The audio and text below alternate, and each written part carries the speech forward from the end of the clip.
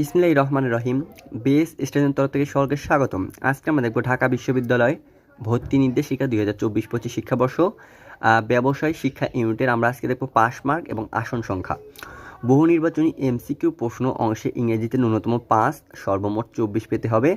এছাড়াও লিখিত অংশে ন্যূনতম গ্রহণযোগ্য মার্ক 12 পেতে হবে। তবে এমসিকিউ এবং প্রশ্নের লিখিত উভয় অংশে ন্যূনতম 40 পেতে হবে, মানে দুইটা মিলে আবার 40 পেতে হবে।